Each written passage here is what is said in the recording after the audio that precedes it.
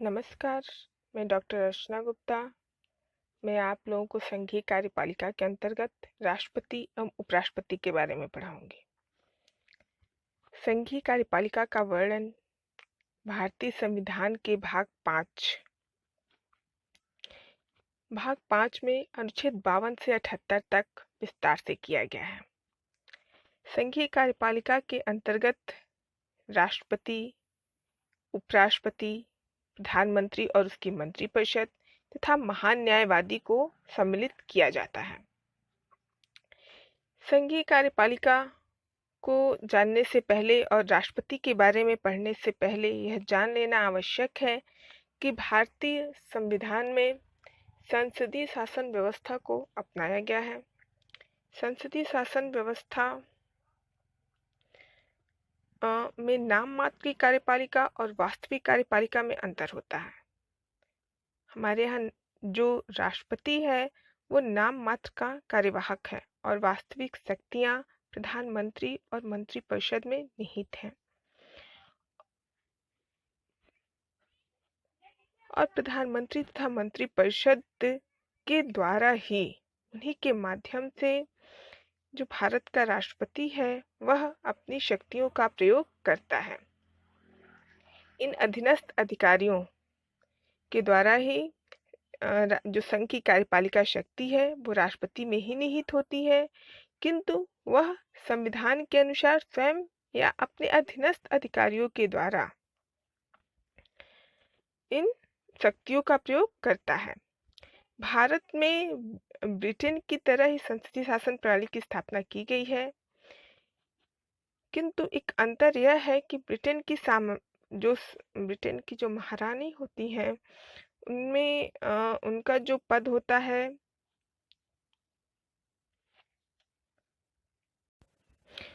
उनका पद वंशानुगत होता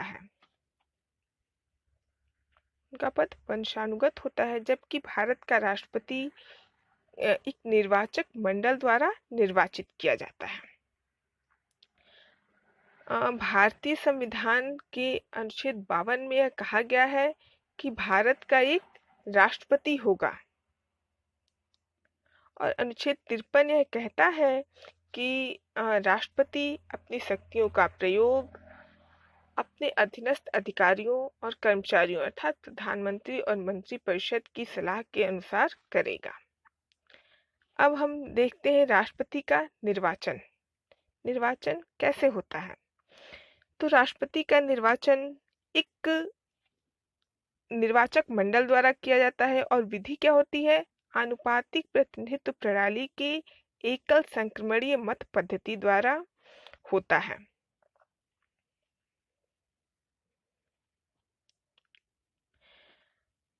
अब हम देखेंगे कि निर्वाचक मंडल में सम्मिलित कौन कौन होता है।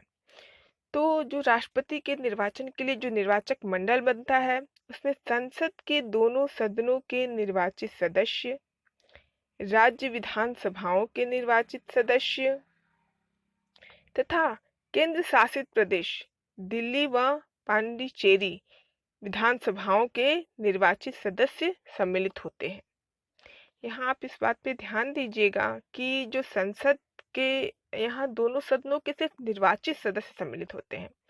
जो राज्यसभा के 12 मनोनीत सदस्य और लोकसभा के जो 2 मनोनीत सदस्य होते हैं और इसके साथ ही जो जिन राज्यों में विधान परिषद होती है उनके सदस्य जो होते हैं वो राष्ट्रपति के निर्वाचन के लिए जो निर्वाचक मंडल बनता है उसमें सम्मिलित नहीं होते हैं, अर्थात उन्हें राष्ट्रपति को चुनने का अधिकार नहीं होता है। राष्ट्रपति के निर्वाचन की रीति क्या है? अनुच्छेद 55 में राष्ट्रपति के निर्वाचन की रीति का विस्तार से उल्लेख किया गया है। यहाँ देखिए जो भी विधायक होते हैं और सांसद होते हैं जो कि राष्ट्रपति के निर्वाचक मंडल जो जिसका वो निर्माण करते हैं उनके मतों का मूल्य अलग अलग होता है। इसकी एक विधि होती है, जैसे एक निर्वाचित विधायक के मत का मूल्य कैसे निकालते हैं। तो एक विधायक के मत का मूल्य निकालने के लिए राज्य की कुल जनसंख्या बटे राज्य राज्य विधानसभा के कुल सदस्य, अर्थात उस राज्य की कुल जनसंख्या कितनी है और उस राज्य में विधानसभा के एमएलए की कुल सदस्य कितने हैं, बटा करेंगे राज्य की कुल जनसंख्या बटा विधानसभा के कुल सदस्य और गुणे 1000। इस तरह से जो निकल कर आएगा वो एक विधायक का मूल्य होगा। इसी तरह एक सूत्र के अनुसार हम सांसद सदस्यों का भी मूल्य निकालते हैं। तो सभी राज्यों के इसका कौन सा तरीका होता है ये हम देख लेंगे। तो सभी राज्यों के विधायकों के मतों का मूल्य बटा संसद के कुल निर्वाचित सदस्यों की संख्या, यानी जो सभी राज्यों के पहले हम विधायकों का मूल्य निकाल लेंगे, उनका जो योग होगा उससे बटा संसद के कुल निर्वाचित सदस्यों की संख्या, संसद में जितने भी निर्वाचित सदस्य हैं उससे हम भाग देंगे, तो जो मत मूल्य निकल कर आएगा वह एक सांसद का मत मूल्य होगा। अब हम आगे देखेंगे कि राष्ट्रपति के पद के लिए क्या योग्यताएं होती हैं, जिसका कि वर्णन अनुच्छेद 58 में किया गया है। तो कोई भी व्यक्ति कब राष्ट्रपति निर्वाचित होने का पात्र होगा? सबसे पहली बात कि वह भारत का नागरिक होना चाहिए, उसकी आयु 35 वर्ष होनी चाहिए, कम से कम वह 35 वर्ष की आयु पूरी कर चुका हो। तीसरी बात कि वह लोकसभा का सदस्य निर्वाचित होने की योग्यता रखता हो। और एक बात और कि भारत सरकार या राज्य सरकार के अधीन वह किसी लाभ के पद पर न हो। आप इस बात को भी जान लें कि कौन कौन सा पद लाभ का पद नहीं समझा जाएगा। तो यदि वह व्यक्ति राष्ट्रपति के पद पर है या उपराष्ट्रपति के पद पर है या किसी राज्य का राज्यपाल है अथवा संघ या किसी राज्य का मंत्री है, तो ऐसा पद लाभ का पद नहीं समझा जाएगा।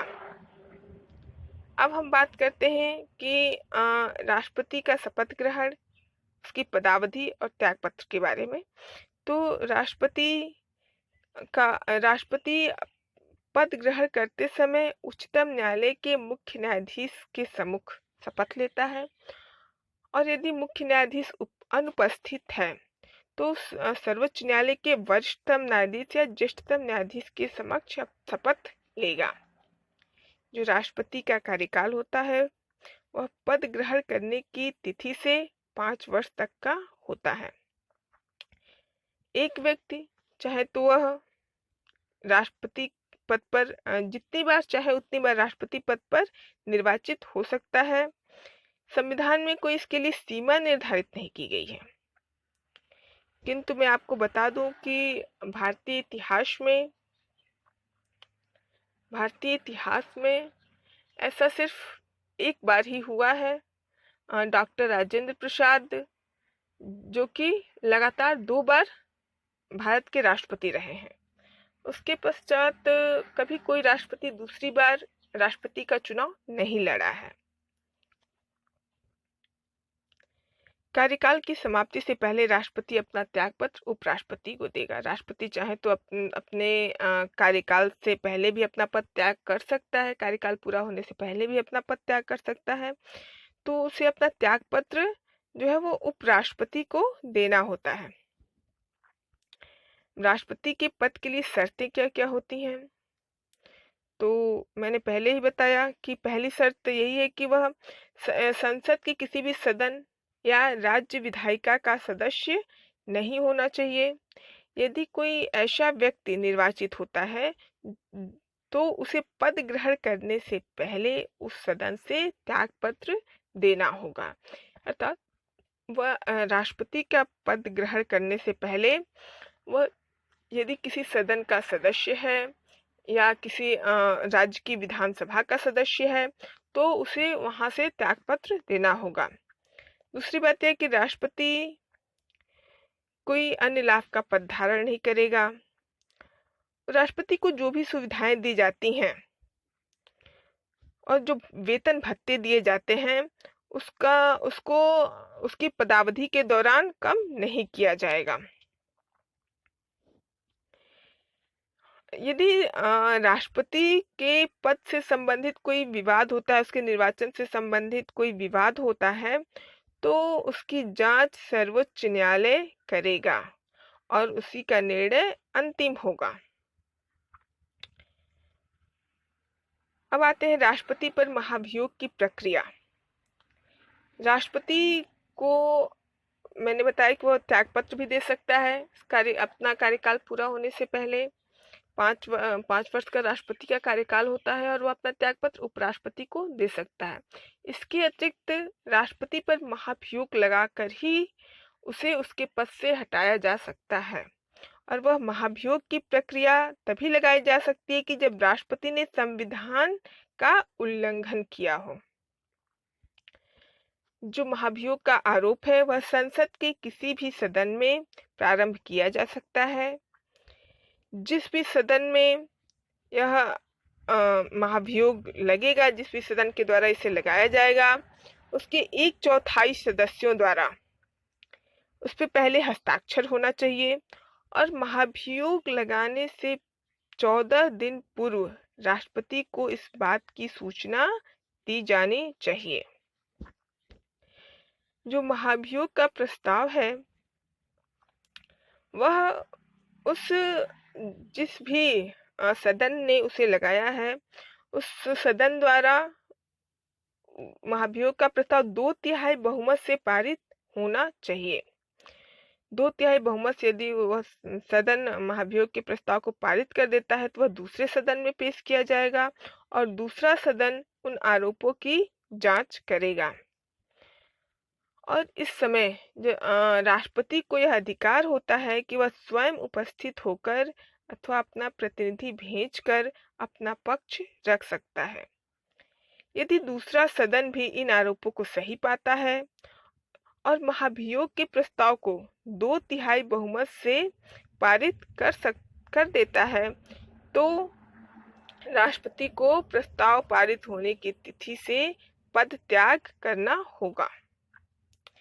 यह जो महाभियोग की प्रक्रिया होती है वह एक अर्ध न्यायिक प्रक्रिया है और इस संदर्भ में 2 बातें जान लेना बहुत ज़्यादा महत्वपूर्ण है और अक्सर कंपटीशन में पूछता भी है कि आप इस बात को जान लें और याद रखें कि संसद के जो दोनों सदनों के नामांकित सदस्य होते हैं, जिन्हें कि राष्ट्रपति के चुनाव में राष्ट्रपति के लिए जो निर्वाचक मंडल निर्धारित होता है उसके चुनाव के लिए, उसके निर्वाचन के लिए उसमें भाग लेने का अधिकार नहीं होता है, लेकिन जब राष्ट्रपति पर महाभियोग की प्रक्रिया होती है तो इन संसद के दोनों सदनों के नामांकित सदस्यों को भी इसमें भाग लेने का अधिकार होता है।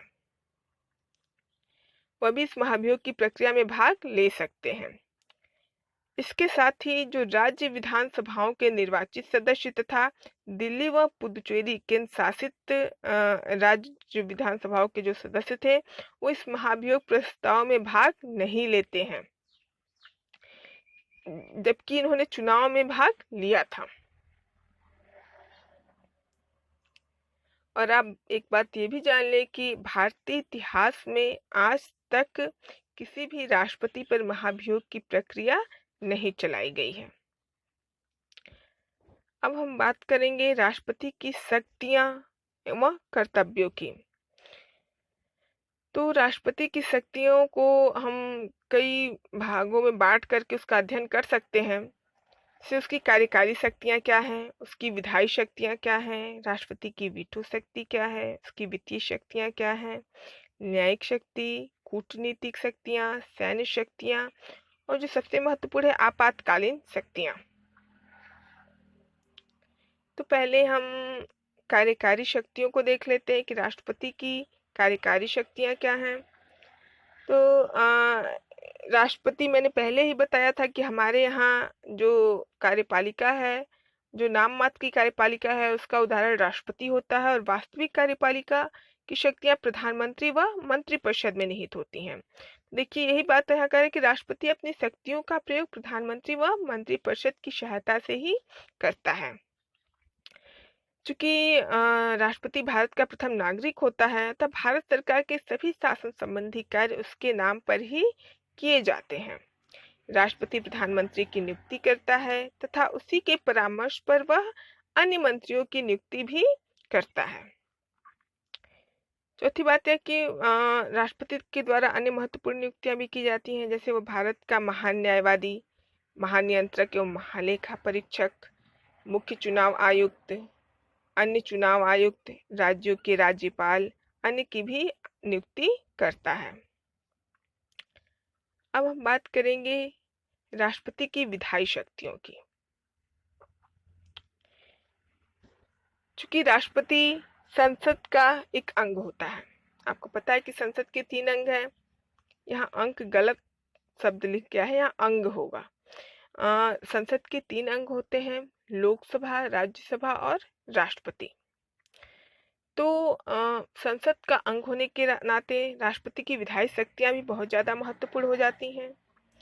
राष्ट्रपति दोनों सदनों की बैठक बुलाता है,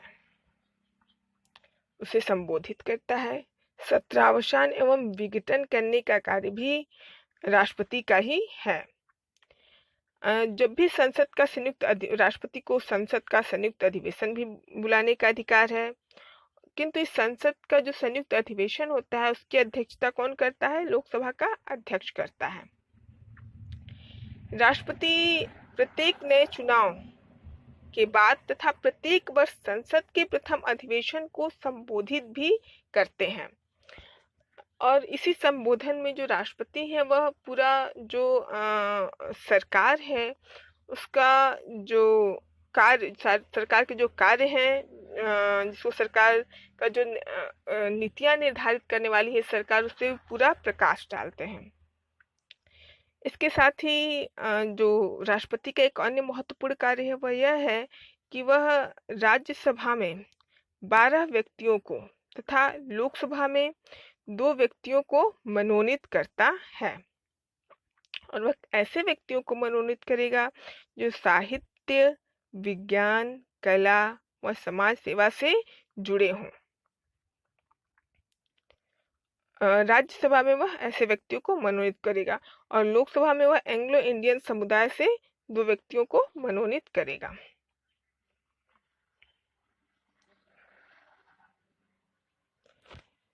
संसद द्वारा पारित कोई भी अधिनियम राष्ट्रपति की अनुमति के बिना लागू नहीं किया जा सकता। यानी कोई भी विधेयक जब तक राष्ट्रपति उस पर अपना हस्ताक्षर न कर दे वह कानून नहीं बन सकता। कुछ विधेयक राष्ट्रपति की अनुमति के बिना प्रस्तुत भी नहीं किए जा सकते, जैसे नए राज्यों के निर्माण संबंधी विधेयक, धन विधेयक और भारत की संचित निधि से खर्च संबंधी विधेयक। जो संसद में वार्षिक वित्तीय विवरण अर्थात जो बजट प्रस्तुत किया जाता है और नियंत्रक महालेखा परीक्षक की जो रिपोर्ट होती है और साथ ही वित्त आयोग की रिपोर्ट आदि सभी राष्ट्रपति के नाम पर ही प्रस्तुत की जाती है। अब राष्ट्रपति की एक और महत्वपूर्ण शक्ति जिसे वीटो की शक्ति कहते हैं, राष्ट्रपति की वीटो शक्ति, जिसका कि अनुच्छेद 111 के अंतर्गत भारतीय संविधान में वर्णन किया गया है। ये राष्ट्रपति की वीटो की शक्ति क्या होती है कि राष्ट्रपति संसद द्वारा पारित विधेयक चूंकि राष्ट्रपति की सहमति के बाद ही अधिनियम बनता है, कानून बनता है, अतः राष्ट्रपति को इसमें शक्ति दी गई है कि वह विधेयक को चाहे तो उस पर अनुमति दे या अनुमति कुछ समय के लिए रोक ले, या फिर वह विधेयक को वापस भी पुनर्विचार के लिए वह संसद को भेज सकता है। तो इसमें मुख्यतः 3 तरह के शक्तियां होती हैं राष्ट्रपति के पास। जो पहली वीटो शक्ति वह आत्यांतिक वीटो, वह है आत्यांतिक वीटो। इसमें राष्ट्रपति किसी विधेयक को अपनी अनुमति नहीं देता है, अर्थात विधेयक को अपने पास सुरक्षित रख सकता है, जिससे वह विधेयक समाप्त हो जाता है। इस शक्ति का प्रयोग ज्यादातर गैर सरकारी जो विधेयक होते हैं उसमें राष्ट्रपति आत्यांतिक वीटो का प्रयोग करता है। निलंबनकारी वीटो। राष्ट्रपति किसी विधेयक को संसद के पास पुनर्विचार के लिए लौटाता है। पॉकेट वीटो, राष्ट्रपति इसमें विधेयक पर न तो कोई सहमति देता है और न ही उसे अस्वीकृत करता है और न ही लौटाता है, अर्थात अनिश्चित काल के लिए उसे अपने पास सुरक्षित रख लेता है। यह प्रक्रिया पॉकेट वीटो कहलाती है। अब हम राष्ट्रपति की वित्तीय शक्तियों पर बात करेंगे। राष्ट्रपति की वित्तीय शक्तियां कौन कौन सी होती हैं? तो मैंने पहले ही आपको बताया कि राष्ट्रपति की वित्तीय शक्तियां भी बहुत ज़्यादा महत्वपूर्ण होती हैं। इसमें जो धन विधेयक होता है, धन विधेयक राष्ट्रपति की पूर्व सहमति से ही संसद में प्रस्तुत किया जा सकता है। जो संसद में वार्षिक वित्तीय विवरण, यहाँ विवम लिखा गया है गलती से, यहाँ विवरण होगा। जो वार्षिक वित्तीय विवरण होता है, जिसे बजट अर्थात बजट व राष्ट्रपति को संबोधित करके ही प्रस्तुत किया जाता है। राष्ट्रपति की सिफारिश के बिना अनुदान की मांग संसद में नहीं रखी जा सकती है। वह केंद्र एवं राज्य के बीच राजस्व के बंटवारे के लिए भी प्रत्येक 5 वर्ष में वित्त आयोग का गठन कर सकता है राष्ट्रपति। अब राष्ट्रपति की न्यायिक शक्तियां क्या क्या हैं? तो राष्ट्रपति उच्चतम न्यायालय के मुख्य न्यायाधीश तथा उच्चतम एवं उच्च न्यायालयों के अन्य न्यायाधीशों की नियुक्ति करता है। दूसरा कि राष्ट्रपति उच्चतम न्यायालय से किसी भी विधि पर सलाह ले सकता है, परंतु उच्चतम न्यायालय की सलाह मानने के लिए राष्ट्रपति बाध्य नहीं होता है। राष्ट्रपति को यह अधिकार तो है कि वह उच्चतम न्यायालय से किसी विधि पर सलाह मांग ले, लेकिन जो उच्चतम न्यायालय सलाह दे रहा है वह मानने के लिए राष्ट्रपति को वह उच्चतम न्यायालय बाध्य नहीं कर सकता और राष्ट्रपति इसके लिए बाध्य नहीं है। अनुच्छेद 72 के अनुसार राष्ट्रपति किसी अपराध के लिए दोष सिद्ध ठहराए गए किसी व्यक्ति को क्षमा कर सकता है, उसका प्रविलंबन कर सकता है, विराम या परिहार कर सकता है या दंड में क्षमादान, प्राणदंड का स्थगन, राहत और माफी प्रदान कर सकता है।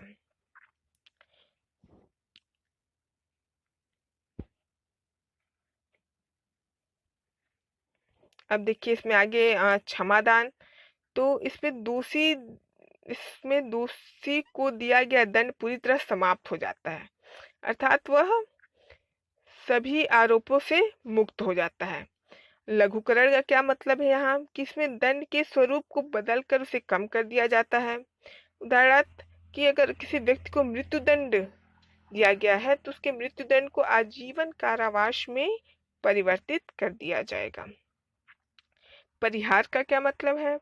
परिहार में दंड की जो प्रकृति होती है उसमें कोई परिवर्तन नहीं होता है, अपितु उसकी अवधि कम हो जाती है। जैसे आजीवन कारावास को 5 वर्ष के कारावास में बदलना। नेक्स्ट है विराम। इसमें दोषी व्यक्ति की सजा किसी विशेष परिस्थिति में कम कर दी जाती है। जैसे कि अगर कोई महिला है जिसको मृत्यु दंड की सजा मिली है और वह गर्भावस्था में है, तो चूंकि वह गर्भावस्था में है तो उसकी सजा को कम कर दिया जाएगा, या फिर उसे अगर मृत्यु दंड मिला तो उसे आजीवन कारावास में बदल दिया जाएगा। अगर आजीवन कारावास मिला है तो उसे कुछ कम कर दिया जाएगा। अगला है प्रविलंबन। इसमें किसी दंड को अस्थायी रूप से रोक दिया जाता है, जैसे मृत्यु दंड। कभी कभी अगर किसी व्यक्ति को मृत्यु दंड मिला है तो अस्थायी रूप से राष्ट्रपति उसे चाहे तो रोक सकता है।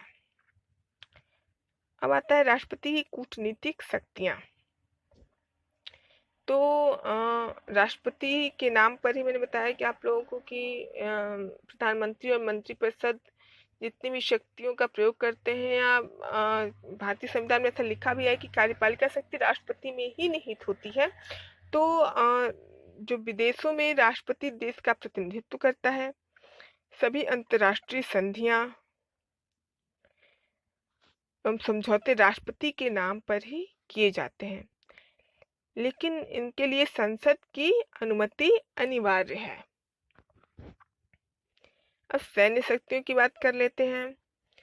तो तीनों सेनाओं का सेनापति राष्ट्रपति होता है। थल सेना, वायुसेना और जल सेना, इन तीनों ही सेनाओं का सेनापति राष्ट्रपति होता है। सर्वोच्च सेनापति राष्ट्रपति होता है। वह संसद की अनुमति के अनुसार ही युद्ध या इसकी समाप्ति की घोषणा करता है। राष्ट्रपति की आपातकालीन शक्तियां भी बहुत ज्यादा महत्वपूर्ण हैं। इसमें मैंने यहाँ विस्तार से चर्चा नहीं की है। इसको आप डीडी बसु की बुक से अच्छे से पढ़ सकते हैं। यहाँ देखिए मैंने बस ये बता दिया है इसको 3 पॉइंट में कि राष्ट्रपति की आपातकालीन शक्तियों में हम किसको किसको शामिल करते हैं। तो अनुच्छेद 352 राष्ट्रीय आपातकाल, अनुच्छेद 356 राष्ट्रपति शासन और अनुच्छेद 360 वित्तीय आपातकाल। इसको आपातकालीन शक्तियां, जिस समय राष्ट्रपति को कुछ महत्वपूर्ण शक्तियां मिल जाती हैं, लेकिन इन शक्तियों का प्रयोग भी वह संसद की अनुमति के अनुसार ही करता है। अब राष्ट्रपति की एक और महत्वपूर्ण शक्ति है जिसको जान लेना आवश्यक है, और वह है राष्ट्रपति की अध्यादेश जारी करने की शक्ति या उसका अध्यादेश जारी करने का अधिकार। तो भारतीय संविधान के अनुच्छेद 123 के अनुसार जब संसद का सत्र न चल रहा हो और राष्ट्रपति को ऐसा लगे कि ऐसी परिस्थिति विद्यमान है जिसके कारण तत्काल कार्यवाही करना आवश्यक हो गया है, तो राष्ट्रपति अध्यादेश जारी कर सकता है। और राष्ट्रपति के द्वारा जो यह अध्यादेश जारी किया जाता है वह वैसे ही प्रभावी होता है जैसे कोई अधिनियम या कानून प्रभावी होता है।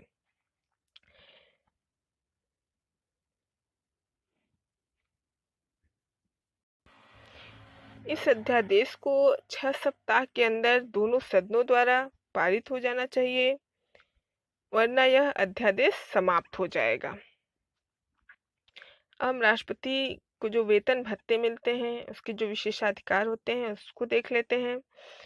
तो राष्ट्रपति को प्रत्येक माह 5 लाख रुपए वेतन मिलता है, और जो उसका पेंशन होता है उसके मासिक वेतन के आधा होता है।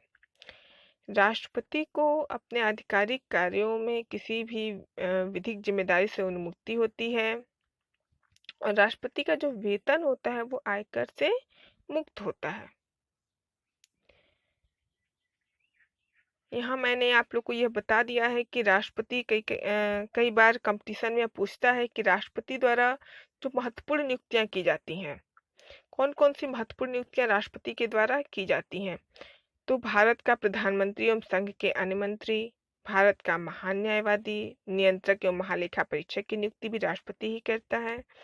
उच्चतम एवं उच्च न्यायालय के न्यायाधीश, राज्यपाल, उपराज्यपाल एवं प्रशासक, वित्त आयोग, संघ लोक सेवा आयोग के अध्यक्ष एवं सदस्य, मुख्य निर्वाचन आयोग और निर्वाचन आयोग के अन्य सदस्य, अनुसूचित जातियों एवं जनजातियों के विशेष अधिकारी, भारतीय अल्पसंख्यकों के लिए विशेष अधिकारी, इन सभी की नियुक्ति राष्ट्रपति द्वारा ही की जाती है। अब यहाँ भारत के राष्ट्रपति की सूची दी गई है, आप चाहें तो इसे नोट कर लें। अक्सर कंपटीशन में से पूछा भी जाता है कि आपसे ये पूछते हैं कि भारत के चौथे राष्ट्रपति कौन थे, भारत के छठवें राष्ट्रपति कौन थे, या फखरुद्दीन अली अहमद किस समय से किस समय तक राष्ट्रपति रहे। तो ये सूची है, इनका इसमें नाम, कार्यकाल सब कुछ दिया हुआ है, इसको आप लोग नोट कर लीजिएगा।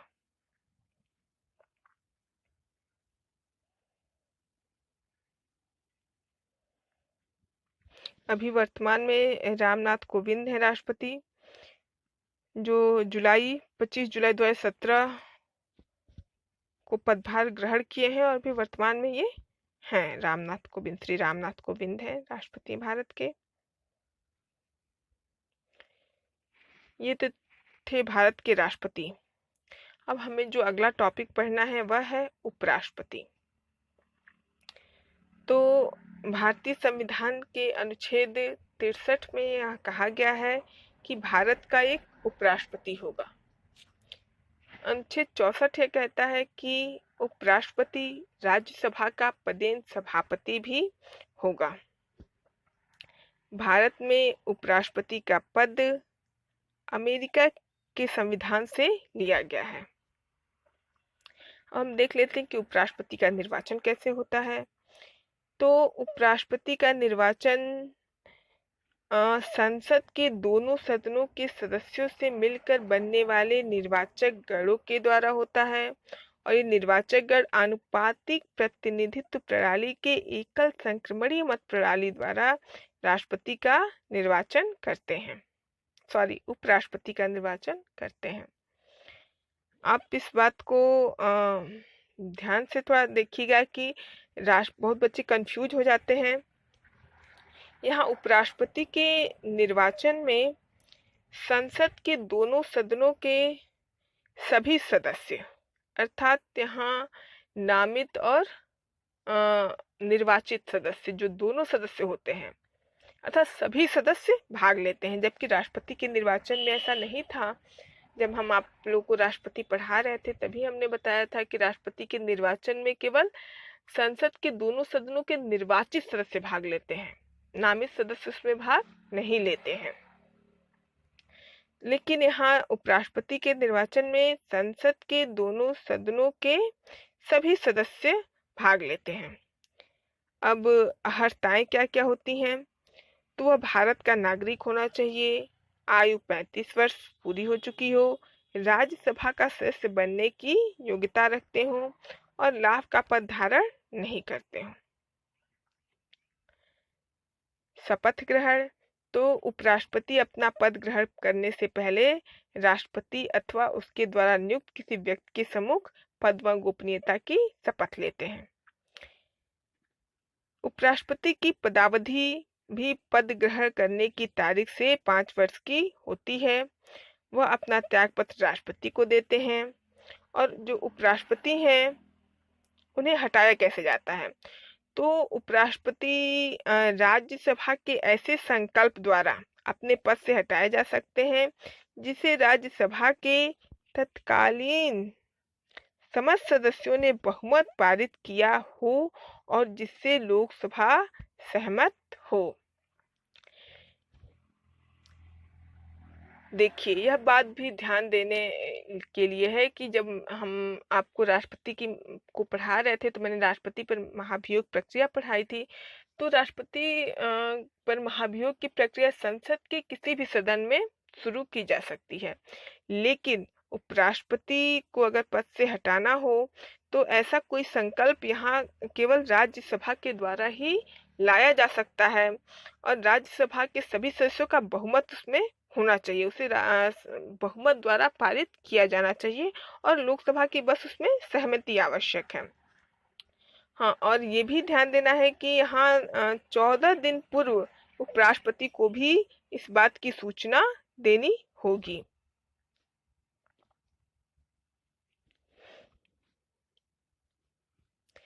हाँ, उपराष्ट्रपति का पद अगर कई कारणों से रिक्त भी हो सकता है। अगर 5 वर्षीय अवधि समाप्त हो गई हो, उसने त्यागपत्र दे दिया हो, उसकी मृत्यु होने पर या उसे बर्खास्त करने पर। अब देखिए कि उपराष्ट्रपति पदावधि पूर्ण होने के बाद भी पद पर बने रह सकते हैं जब तक कि उसका उत्तराधिकारी पद ग्रहण नहीं कर लेते।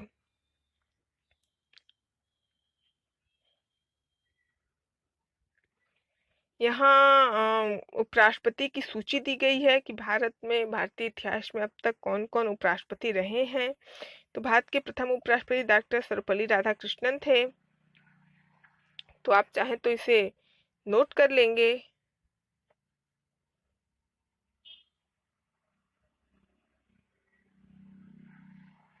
अब हम उपराष्ट्रपति के कार्य व शक्तियों पर बात करेंगे। तो मैंने बताया भी आप लोगों को कि अनुच्छेद 64 कहता है कि जो भारत का उपराष्ट्रपति होगा वह राज्यसभा का पदेन सभापति भी होगा। तो राज्यसभा के पदेन सभापति के रूप में उपराष्ट्रपति के क्या-क्या कार्य होंगे? तो इस संदर्भ में उसकी शक्तियां लोकसभा के अध्यक्ष के समान होती हैं। वह राज्यसभा की बैठकों की अध्यक्षता करते हैं और सभी कार्यवाहियों का संचालन भी उपराष्ट्रपति के द्वारा किया जाता है।